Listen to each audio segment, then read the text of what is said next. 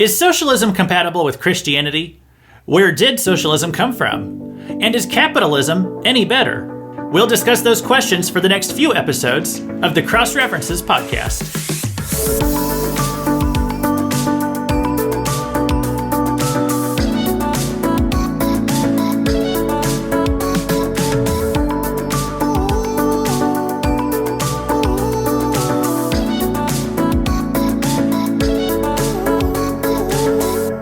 Welcome to the Cross References podcast, where you learn how every small piece of the Bible tells one big story, and most importantly, how they all connect to the cross and Christ. Whether you're a newbie Christian or a veteran Bible reader, our goal is that God's Word will make more sense to you after every episode. This is Luke Taylor, and I'm a pastor and also sometimes trying to be a bit of a cultural commentator. I pay close attention to the trajectory of society because this affects the people I minister to. About 10 or 12 years ago, I remember I made a comment on Facebook that was mocking socialism. And it wasn't meant to be controversial. It was just kind of taken as a given that long ago that socialism was this outdated, terrible idea that always ended in failure. It was a relic of the 1900s that we had collectively left behind. And when I made this comment poking fun at it, it's because mocking it was generally accepted as normal and non-controversial. However, one of my Facebook friends was a little bit upset about my comment. She believed that socialism was a good idea. And she was, by the standards of back then, and probably still today, would be considered an extreme liberal and was very anti-Christian. And she had an extremely different worldview from me. But even still, I was surprised that anyone, anywhere, would bother to defend socialism, especially someone who grew up in the same America that I did. But that one person that I knew who was pro-socialism, before long it was 2, and then 4, and today a large segment of the population has a favorable attitude towards socialism. A recent poll said that at least 4 in 10 Americans have a favorable attitude towards socialism.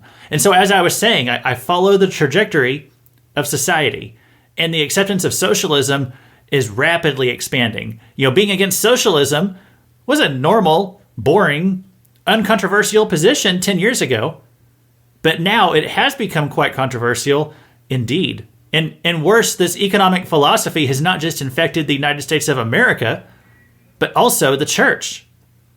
This is a big topic, of course, and so I'm not going to be able to cover it all in just one episode. So as I've been working on this podcast and trying to figure out what it is, like what this podcast is, what's sustainable on my end, how long the episode should be, I kind of decided I don't want a single episode to really carry on for more than an hour.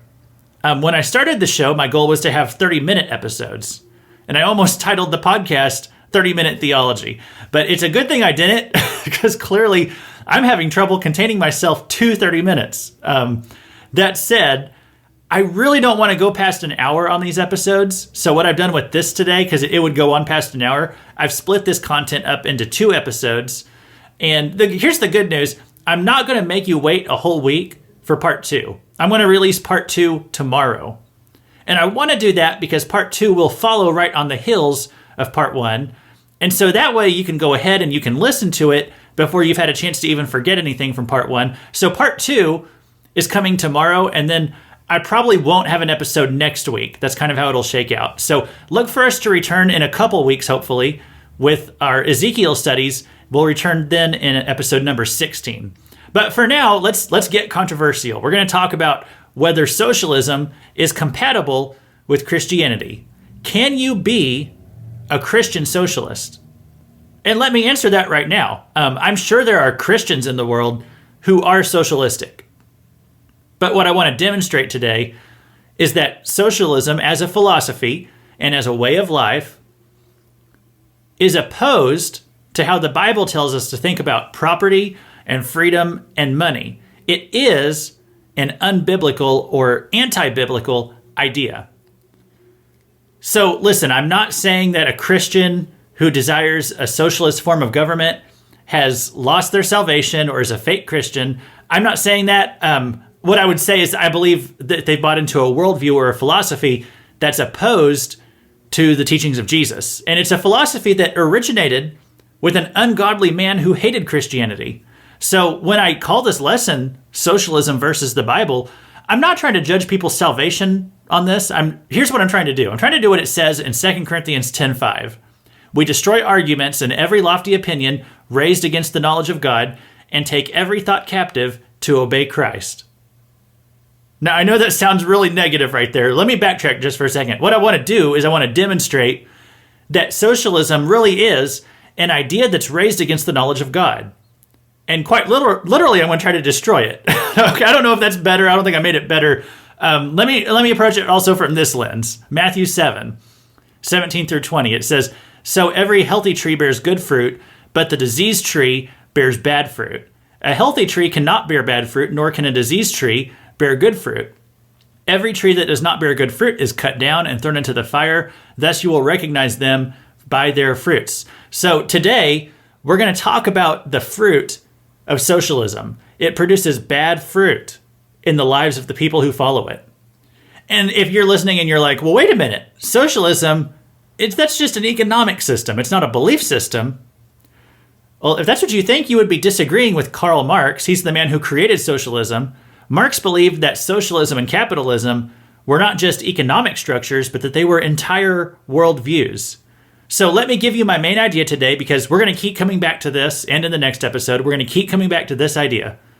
Socialism has fake virtues and real vices. The virtues of socialism are counterfeit. They are not sincere from a Christian perspective. But the vices of socialism are very real. They provoke corrupting attitudes in people, the kinds of attitudes that Christians are supposed to rid themselves of.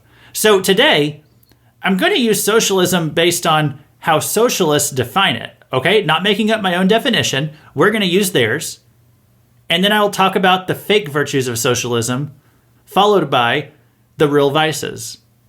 And after that, we'll briefly talk about whether capitalism is better or more biblical. Actually, some of this will come in the next episode, but we'll really look at a few Bible passages that come up a lot in socialism discussions. And also we'll take a look at Karl Marx himself, the man who created socialism. It's going to be packed. So let's get going. Let's begin by defining socialism. What is socialism? I'm going to give a couple definitions today. I'm going to use definitions that are given by open and avowed socialists themselves, like the World Socialist Party of the United States. Their website is wspus.org. So they state that their objective is the establishment of a system of society based on the common ownership and democratic control of the means and instruments for producing and distributing wealth by and in the interest of society as a whole. Okay, so that's their definition, and I'll talk about what that means.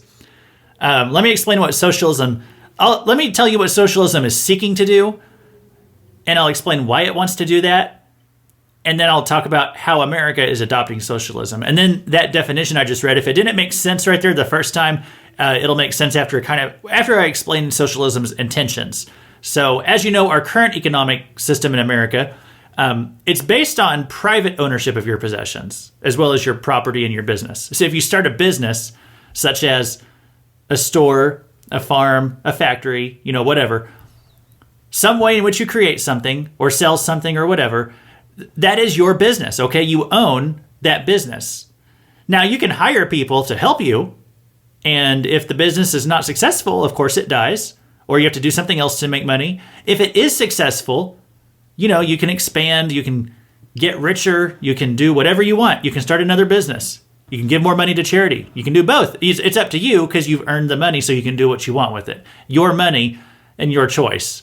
As long as you haven't done anything illegal, of course, to get it. Well, then you can keep your money, keep your property, keep your business, and do with it all as you please. So that's our current system. Socialists do not like that system, and we'll get to why in a minute.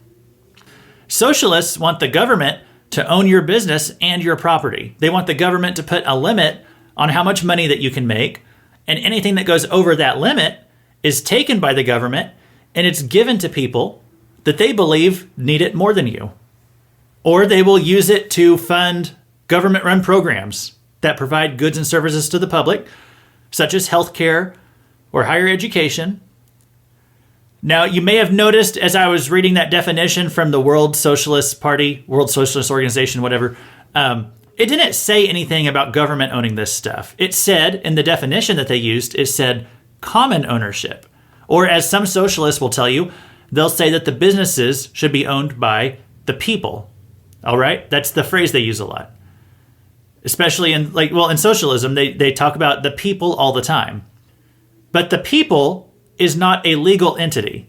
Okay, so you can't take a big business like Walmart and say that all 300 million people in America, that they each own 1/300 millionth of Walmart. Okay, that would be untenable. It's not logically really possible. It's not feasible. So what it really means when they say the people or common ownership, really what it means is that the government's going to own it. Okay, even though they will say the people or the public or common ownership, the reality is that it means the government will own it under socialism. And what do they want the government to own? Well, anything that is a means of production. That would be infrastructure, farms, factories, energy, medicine, anything. They don't want to manage, a bunch of little mom and pop stores or family-owned restaurants all over the country. The government doesn't want to mess with that. The government wants corporations. And they'll even help the corporations to not have any small business competitors. So under socialism, small businesses suffer a lot. It's really not going to make it under socialism. Now, why do socialists want to do this? Well, socialism is based on the philosophy of Karl Marx. He's a German economist from the 1800s. And his philosophy, sometimes you'll hear it called Marxism. Marxism divides everybody up into categories of either oppressor or oppressed.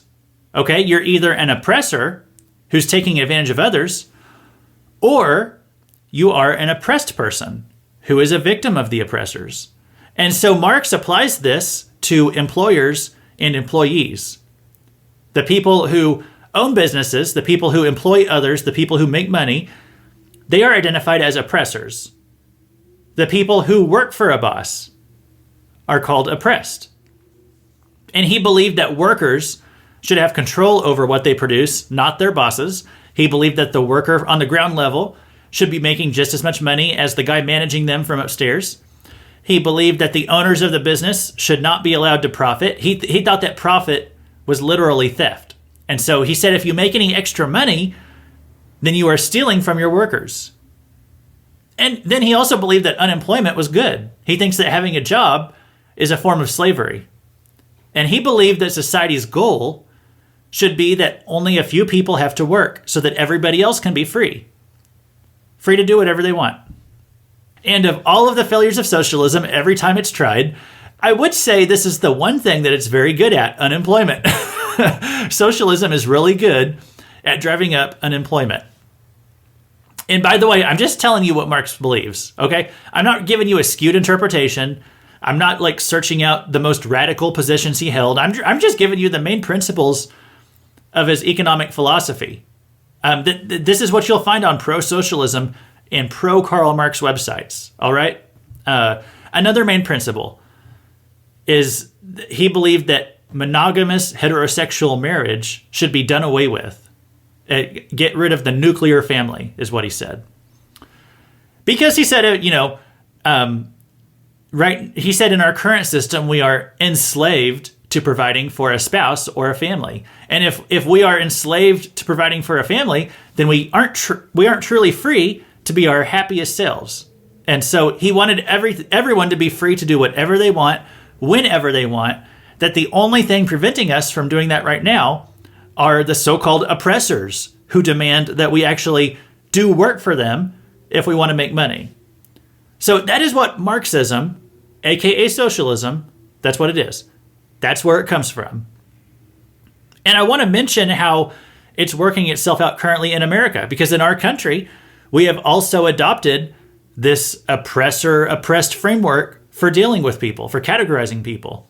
And in the past 10 years, that framework has been applied to a lot more than even just the rich and poor. If you go back to about 10 years ago, as I said, this is when socialism was just starting to creep into the culture, where people were starting to become open socialists, something that you didn't really see much For the past 50 years, that somebody would be openly socialist, you just didn't see that. At one time in America, it was illegal to be an open socialist. No exaggeration. It was literally illegal at one point in America in the 1900s. But anyway, over the past few decades, that was a very rare thing that somebody would say something that audacious. And then about 10 years ago, we really started to see that societal shift. So if you go back to right at 10 years ago, there were some protests going on that they were called Occupy Wall Street. This was a Marxist philosophy. There were rioters breaking out in big cities across America. They were people who claimed that they were tired of making so-called low wages while their bosses and the big businesses were making millions of dollars a year. So this phrase, 1%er, became popular. It was the idea that the people who are the top 1% richest Americans, that they are withholding their money from the rest of society and forcing the rest of us to be poor. So it was an us versus them attitude based around income inequality. And the Occupy Wall Street movement died down, but this whole oppressor versus oppressed narrative really did not. It was expanded. Really, it was also expanded to race. It would, they started to say that white people are oppressors, and anybody who's not white is oppressed by white people. They would say that women are oppressed by men, that gay people are oppressed by straight people, that transgenders are oppressed by cisgenders. Everything was breaking down into this oppressor/oppressed dichotomy. And by the way, it is good and biblical to dismantle oppression anywhere it exists, of course, when the oppressors actually are oppressing anyone. But see, in a Marxist worldview, the mere existence of bosses who employ workers for agreed upon wages are still oppressive. The mere concept of having to work to make a living is considered oppression. So in cultural Marxism, the mere existence of white people or straight people is considered oppressive to the rest of society. So this is how socialism is working out in America. Let me read a description of socialism from the Democratic Socialists of America. Their website is dsausa.org. This is the organization like Alexandria Ocasio-Cortez. She's a politician in America who's very popular and is an open socialist. And she's a part of this organization. So here's what that website says, how they define socialism. They say, we reject an economic order based on private profit, alienated labor, gross inequalities of wealth and power, discrimination based on race, sex, sexual orientation, gender expression, disability status, age, religion, and national origin, and brutality and violence in defense of the status quo. We are socialists because we share a vision of a humane social order based on popular control of resources and production, economic planning, equitable distribution, feminism, racial equality, and non-oppressive relationships. So that is socialism as defined by socialists. So what we've covered so far, that's what socialism is. And we talked about why socialists believe in it and how it's working itself out in America today. And I'll tell you, we're not really going to even get into some of the cultural Marxism that we see in America right now about stuff about race and sexuality. I'm not even really trying to get into that part today. I'm going to try to focus more just on the original socialism, that's just really around income and economics. So let's talk some more about that. Let's talk about what I'm going to call the fake virtues and real vices of socialism. First, the fake virtues. My issue with socialism, this is what maybe is the most annoying thing about it to me, is that it contains fake virtues. And so that's part of the issue we're going to cover today. My overarching issue really is that it's an unbiblical worldview, but I just want to be a little bit more specific. Socialism, it has virtues, but they are fake. Some Christians try to espouse the virtues of socialism using Christian language. But the virtues within socialism, they are not virtuous as understood within a biblical context. So, for example, socialism is described as caring for the poor.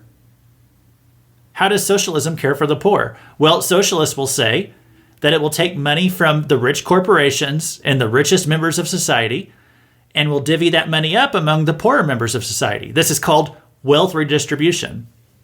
Remember how Karl Marx thought that profit was theft. So the way you solve this problem is by having the government come in and take a company's profits away and redistribute that among everyone else. Kind of like Robin Hood. Steal from the rich, give to the poor. It sounds noble, right?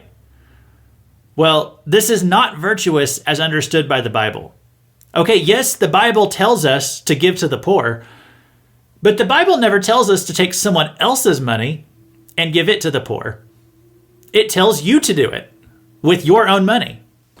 Taking someone else's money that they earned, like in a legal way, in a fair way, and giving it to someone else, that's never commanded in the Bible. Like, that is not charity. If you see someone else in need, then you take off your cloak and give it to them. That is what the Bible says. You don't take a rich person's cloak and, say, oh, well, they had an extra cloak anyway. The Bible doesn't tell you to do that. And by the way, taking something that does belong to someone else and doesn't belong to you, that is stealing. Even if you pass a law to do it. But we're going to get to that in the vices section. So socialists will often try to appropriate Jesus into their cause, and you'll hear them say that Jesus was a socialist, that redistribution of wealth, that it's the Christian thing to do. Although it's funny how the Bible never commands that. We'll look at a Bible verse later that some people try to say demonstrates socialism. That'll actually come in the next program. But when you look at it, though, it really does make the opposite case. We will get into that later. But Jesus never said that you give to the poor and needy by taking something away from a third party. He said that you open up your pocketbooks and you help them. And by the way, any of these pro-socialism celebrities who like to go out in interviews and they want to promote socialism, they say, raise my taxes. They say, I have too much money. Just raise my taxes so that more of my money can go to the poor and needy. When they say that, they're lying. It's just more fake virtue. Okay, think about it. If you say that you have more than enough money, and so you want the government to raise your taxes and to redistribute your money among the poor and needy, what in the world is stopping you from giving all your money to a bunch of charities right now that do just that? Like, what's stopping you from finding a bunch of poor people right now to give money to? What's stopping you from being charitable with your own money? Why do you need the government to be charitable for you? See, it's a fake virtue. They don't really mean what they're saying. They're saying it to sound noble, but they don't really care. If they really thought they had too much money and that there's poor people out there who need it more, there is nothing stopping them from going out today and finding some poor people to give it to. Bernie Sanders is a well-known politician. He pushes socialism all the time. He constantly complains about the rich and how they're evil. He used to complain about millionaires and said there shouldn't even be millionaires until he became a millionaire. And then he changed his language to complain about billionaires. And now he's saying there shouldn't be billionaires, that they should be taxed at such a high rate that they are never able to earn $1 billion. And Bernie Sanders, by the way, he has 3 houses. Meanwhile, there's people all over this country who don't even have 1 house. So Bernie, why do you need 3? Based on your principles, why do you need 3 houses? Shouldn't you give 2 of them away to people who don't have houses? So see, what I'm saying is it's fake virtue. Bernie Sanders, he popularized himself by his Fight for 15. That was when he was trying to get minimum wage raised to $15 an hour. And yet at that time, this was like in the 2015 election time, at that time, his campaign wasn't even paying all its workers $15 an hour. Why? Well, because it wasn't financially viable. But socialists like Bernie Sanders, they have no interest in what is financially viable, and he has no compunction about owning 3 homes. Socialism is not interested in what is realistic or virtuous. It's a fake virtue. It's a fake reality. It's not generosity. Giving something away that belongs to someone else is not being generous. It's stealing. Doesn't matter if you think you're stealing for a good cause.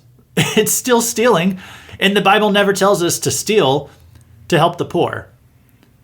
Is it a good thing for government to have programs that help the poor and needy? Of course. But you shouldn't fund it by theft. By the way, the real Robin Hood, he did steal from the rich, And he kept most of the money that he stole. He just gave some of it to the poor. He kept most of it for himself. He's a true socialist. And that brings us to vices. Okay, because remember, socialism is fake virtue and real vices. There's nothing in the Bible that says that it's okay to take a rich person's money or property or business just because you don't think that they need it. Hey, maybe you're right. Like, maybe they don't need it, but the Bible doesn't give you the right to just go and take it. That is known as stealing. It's even if you pass a law that lets you legally take it, that doesn't make it okay to steal in God's sight. And this is often justified by socialists because of the claim of income inequality. They like to compare the richest 1% with the 99%. They like to show the difference in wealth between the top 10% and the lower 90%. And so you'll often hear claims like this. You'll hear people say that the top 10% own 70% of the nation's wealth. Okay, I did that quote. I just Googled it. I found a website named Statista. It makes this claim. It says that as of August last year, that the top 10% in America have 70% of the country's wealth. And people say this like it's a problem. Like just claiming that, like that's an argument in and of itself. Like the problem is apparent from that fact alone. Okay, so when I hear that, I'm just like, okay. I mean, yes, I recognize there's a vast difference there. There's a wide gulf. And so what? I mean, that's not just really, it's really not a relevant issue to me. Here's what is a relevant issue to me. Do I have enough money to take care of myself and my family? And here's another relevant issue to me. At the job I work at, am I getting paid the wages that I agreed to when I started the job? So if I'm getting everything that I agreed to when I took the job, I have no grievances against anybody. I don't care how much my boss makes. I don't care how much his boss makes. All right, and you have to kind of understand, I'm not speaking as a pastor. I'm speaking just like as if I was a typical worker, okay? If I work at a fast food place or at an office or at a factory, my job is to make money for my boss. Like that's my purpose as an employee. So when I took that job, I agreed to do it for X amount of dollars.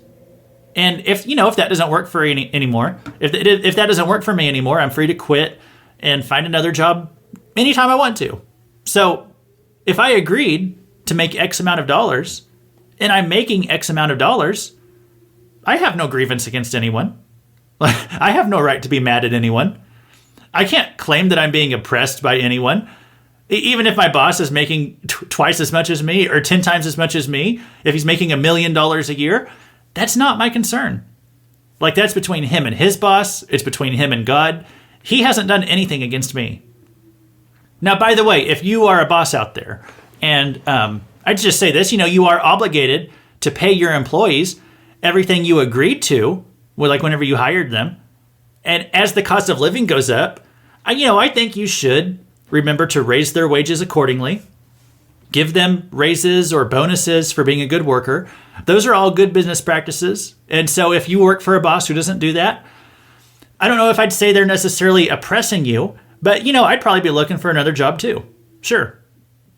And I'm not saying that it's impossible for a boss to oppress his employees with unfair burdens. Okay, of course, bad stuff goes on in businesses on a daily basis. Lots of businesses will try to take unfair advantage of their employees. So I'm not denying any of that. I'm just trying to make a distinction here between what is real oppression and this false oppression that socialism teaches. And just because your boss makes more than you, maybe a lot more money than you, that doesn't mean that you're oppressed. That doesn't make you a victim. It doesn't give you a moral right to try to take their profits. So you should go home each day proud of your paycheck, proud of your work, proud of what you accomplished, okay? I'm not talking about being prideful, but I trust that you know what I mean here, that you should go home pleased with yourself for earning your paycheck and making enough to take care of yourself. And if you say that you aren't making enough to have a living wage, then why did you take that job in the first place? Go and get a job that does. Like right now, it's never been easier to find a job. But socialism, it tries to make you believe that if you have to work for a living, that you're somehow a victim. That's wrong. Socialism, it stokes greed and selfishness and jealousy. And this is the same complaint that socialists will give about capitalism, by the way. They'll say it's all about greed. And I am going to get to that idea later, on the next program, I guess. But socialism does the same thing. It tries to make you greedy by dwelling on what you don't have, rather than being thankful for what you do have. And it stokes jealousy of what rich people have.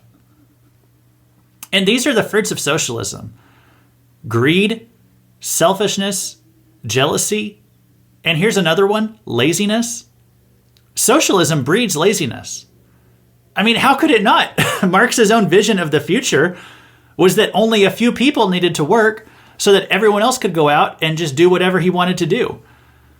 Now, modern socialists will talk about a universal basic income, and that's the idea that the government might just send $1,000 or $2,000 to each person each month to let them live their life. And you might ask, well, how is society going to work if nobody works? And the answer is it doesn't. It would just fall apart. See, this is all pie in the sky utopia. It's not realistic or sustainable. But, the masses don't usually question whether something is realistic if it sounds nice. And the idea of being free to fish all day or lay around in bed all day and just have a steady stream of money dropped into your account for doing nothing other than being a couch potato, that sounds really glamorous to some people. But in reality, society would fall apart real quick. And Karl Marx was enraged whenever he looked at a surplus of goods on the shelves at the store. He would say, "Why are we working so hard to produce more than what we need? We're working too much." See, Marx, he would rather have not enough supplies to go around rather than more than enough, as long as it meant that people didn't have to work as hard. Well, socialism achieves that. It ends with bread lines and inflation, empty shelves. So, like the unemployment, that is an area where socialism delivers what it promises. You won't have a surplus anymore, thanks to the laziness that's inherent to a socialistic worldview. I like what 2 Thessalonians 3 says. This is a great passage. It's verses 6 through 12 in that chapter. Let me read this to you. Paul said, "Now we command you, brothers, in the name of our Lord Jesus Christ, that you keep away from any brother who is walking in idleness." Idleness, aka laziness. Not talking about idle as in worshiping an idol, but Paul says idleness as in someone who's not doing anything. Like when your computer is it's on, but it's just sitting there, not doing anything. That's called being idle. Paul says, stay away from people who kind of live their life that way. They are alive, they're on, but they aren't doing anything.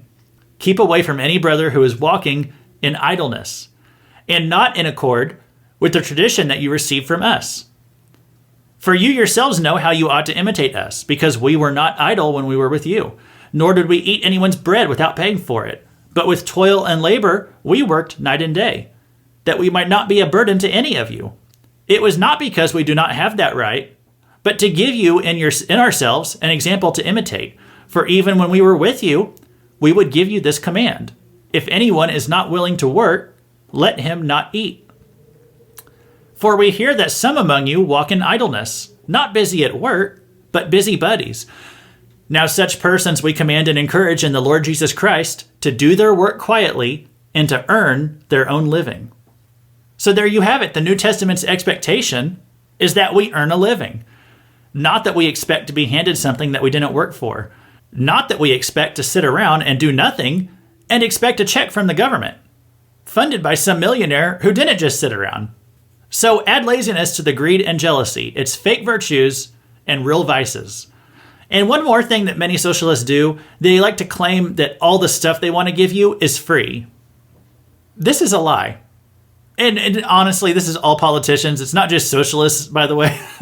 All politicians of all political stripes, they love to claim that the program or the policy that they want to implement, that is going to be free. Karl Marx liked to claim that he wanted to make free healthcare for all citizens and free college. And you'll hear politicians say stuff like that in America today. They'll say that they think that giving someone free healthcare is a virtue. But the problem is that's a lie. It's a fake virtue. Nothing is free. Anytime you hear a politician say that something is free, replace that in your head with taxpayer funded. Because that's reality. When you hear a politician say free, in your head say, nope, taxpayer funded. It's not free. Nothing is free. It's taxpayer funded. They're lying to you. Just this week, there's been these new headlines going out talking about how our president is going to give out free COVID tests and they're going to be sent right to your home. And that's the word they're using in the headlines, free. Okay? That's all a lie. It's propaganda. And I'm not saying it's just socialists who do it.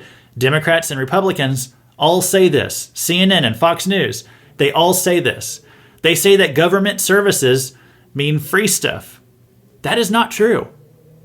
And I actually think it's wrong for Christians to lie about stuff being free when it's not. So like when someone says, hey, you can go down to Planned Parenthood and get free contraception. Or Bernie Sanders, he wants to give free college to all adults. They are lying to you. When someone says that whatever law that they want to pass is free healthcare, okay, when they say that, just ask this question. What do you mean free? Like, are you saying the government has enslaved doctors and is making them work without pay? Well, no, they're getting paid.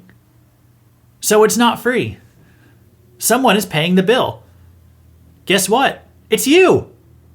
Well, either that, or they're blowing out our national debt, which means your kids and grandkids and future generations are going to be paying for stuff, our stuff, with their tax dollars. Does that sound fair to you? Like, does that sound moral to you to make your kids pay for your college or doctor bill? I don't see that in the Bible. So when you hear people say that the government that the government needs to spend any more money at all to help with more social safety net programs that are going to help, they'll say, oh, to help the single moms or help the people in poverty or whatever. Just remember, guys, the government can't even balance its own checkbook. Every year, it's spending more money than it takes in revenue. Every single year. Which means that every extra dollar that they spend is being charged to future years, to future generations. So anytime we say, hey, the government needs to pay for X, Y, and Z, remember that when you say that, you're asking the government to be even more fiscally irresponsible than it already is, okay? You're asking the government to be a poor steward of its finances. I'm not trying to rant on all this, but I'm just tired of the lying. I'm tired of the fake virtue where some Christians try to talk about, they say, oh, we need to expand Medicaid, that healthcare is a right. And they insist that it's morally righteous that the government spend more money than it actually has. The government's already spending more than it has. So if you want to help a family of 5, like a poor family, if you want to help them, go to your bank, withdraw however much you want, and give it to one. Don't give the government anything, except maybe a Dave Ramsey CD. And I'm sorry to rant, but I'm just sick of the lying, okay? And if you think, oh man, he's getting really political today. Honestly, I'm not really talking about the political side of this. Like, if you want government-funded college, we can have that conversation. Good Christians can have that debate. Personally, I think it's a bad idea, but we can have that conversation. And that doesn't make you a bad person if we disagree on that. I'm just saying, don't lie about it. Unless you're using slave labor to provide it, don't call it free. And don't use the slave labor either, by the way. I'm just saying, don't call it free. There's only 2 circumstances that it could be free. If you're making people do it without paying them, or if you're actually charging it to the taxpayers. Either way, it's not really free. So all I'm saying is, don't call it that. I'm tired of the lying. I'm sick of the fake virtue and real vices. Okay, we're going to come up here on a hard stop. I'm stopping here for today because this is going to go on for a while longer. I've still got a lot more to say in Socialism versus the Bible Part 2. But like I said before, I'm not going to make you wait a whole week for it. I'm going to release Socialism versus the Bible Part 2 tomorrow. So make sure you tune in on the next episode to hear a bit more about this. Here's what we still need to cover. We need to talk about what the Bible says about socialism. Christians who are pro-socialism, they have some verses that they like to point to try to prove that the Bible is in favor of socialism. And I think they're worth talking about, so we'll do that next time. And I need to talk about a couple other things as well. I want to talk about Karl Marx. He was the creator of socialism. And I want to discuss his personal history and family life. I think it's relevant. And finally, I know the question that a lot of you are probably asking, what about capitalism? Could I really say that capitalism is any better? Or that capitalism is more biblical? Well, I kind of think I can, but I'll cover that at the end of next episode. So come back next time for part 2 of Socialism versus the Bible. Thanks for listening to the Cross References podcast. This has been Luke Taylor reminding you that Robin Hood was not a role model.